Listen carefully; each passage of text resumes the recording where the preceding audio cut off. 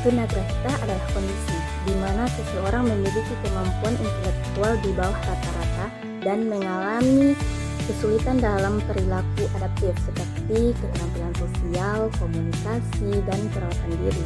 Kondisi ini terjadi sebelum usia 18 tahun dan memengaruhi kemampuan belajar berpikir dan memecahkan masalah. Ciri-ciri di anak tunagrahita: yang pertama, keterlambatan perkembangan bicara dan bahasa. Yang kedua, kesulitan dalam memecahkan masalah dan mengambil keputusan. Yang ketiga, kesulitan dalam keterampilan sosial dan berinteraksi dengan orang lain.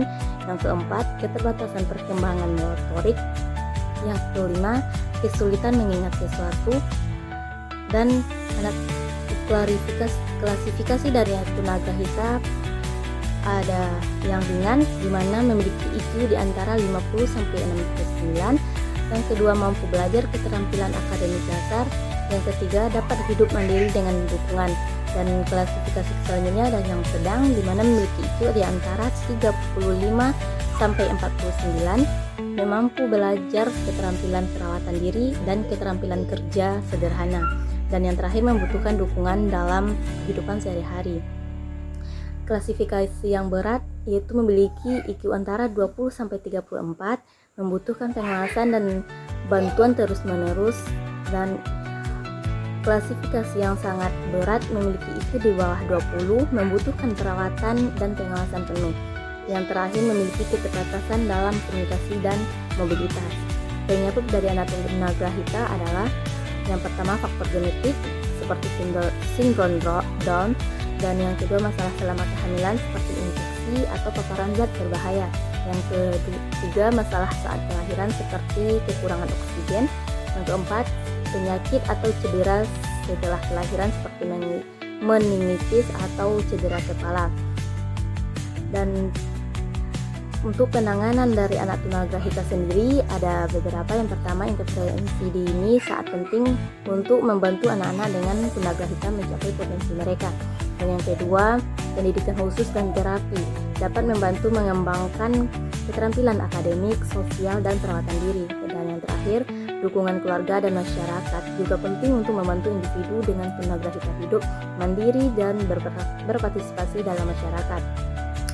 Untuk materi selanjutnya itu materi tunadaksa, di mana tunadaksa ini adalah kondisi disabilitas fisik yang mengaruhi kemampuan seseorang dalam bergerak dan beraktivitas.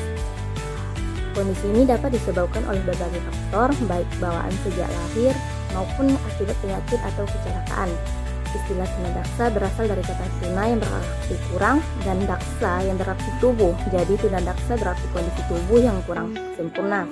Jadi ciri dari tunadaksa adalah yang pertama, keterbatasan dalam gerakan seperti kesulitan berjalan, duduk, atau berdiri.